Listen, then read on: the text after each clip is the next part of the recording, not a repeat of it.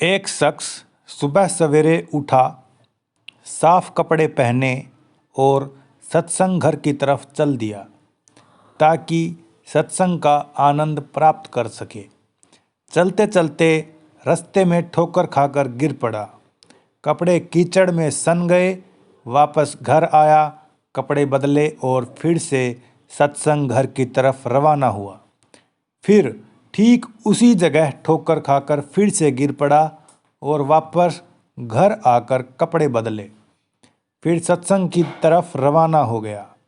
जब तीसरी बार उस जगह पर पहुंचा तो क्या देखता है कि एक शख्स चिराग हाथ में लिए खड़ा है और उसे अपने पीछे चलने के लिए कह रहा है।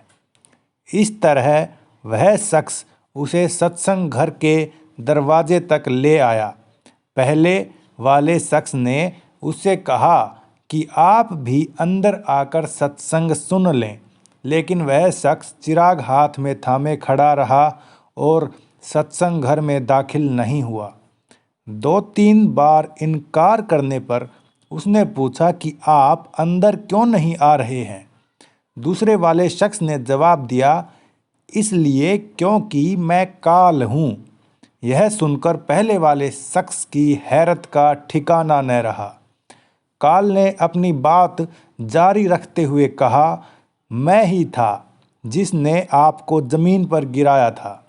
जब आपने घर जाकर कपड़े बदले और दोबारा सत्संग घर की तरफ रवाना हुए तो भगवान ने आपके सारे पाप क्षमा कर दिए। जब मैंने आपको दूसरी बार गिराया और आपने घर जाकर फिर कपड़े बदले और फिर दोबारा सत्संग घर की तरफ जाने लगे तो भगवान ने आपके पूरे परिवार के गुनाह क्षमा कर दिए। मैं डर गया कि अगर अब की बार मैंने आपको गिराया और आप फिर कपड़े बदल कर चले गए तो कहीं ऐसा न हो कि आपके सारे गांव के लोगों के पाप क्षमा कर दें। इसलिए मैं यहाँ तक आपको खुद पहुँचाने आया हूँ। अब हम देखें कि उस शख्स ने 2 बार गिरने के बाद भी हिम्मत नहीं हारी और तीसरी बार फिर से सत्संग घर पहुँच गया। और एक हम हैं, यदि हमारे घर पर कोई मेहमान आ जाए या हमें कोई काम आ जाए तो उसके लिए हम सत्संग छोड़ देते हैं, भजन जाप छोड़ देते हैं। ऐसा क्यों? क्योंकि हम जीव अपने भगवान से ज़्यादा दुनिया की चीज़ और रिश्तेदारों से ज़्यादा प्यार करते हैं, उनसे ज़्यादा मोह है।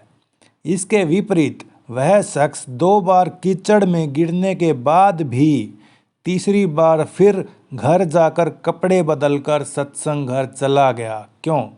क्योंकि उसे अपने दिल में भगवान के लिए बहुत प्यार था।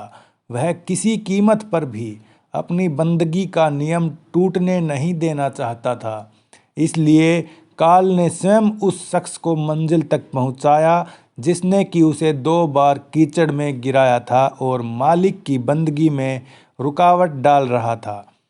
इसी तरह हम जीव भी जब हम भजन सिमरन पर बैठें तब हमारा मन चाहे कितना भी चालाकियां करे, कितना ही बाधित करे, हमें हार नहीं माननी चाहिए और मन का डटकर मुकाबला करना चाहिए। एक दिन हमारा मन स्वयं हमें उठाएगा और उसमें भी रस लेगा। बस हमें हिम्मत नहीं हारनी चाहिए और ना ही किसी काम के लिए भजन सिमरन में ढील देनी चाहिए। वह मालिक आप ही हमारे काम सिद्ध और सफल करेगा। इसीलिए हमें भी मन से हार नहीं माननी चाहिए और निरंतर अभ्यास करते रहना चाहिए। राधा स्वामी जी।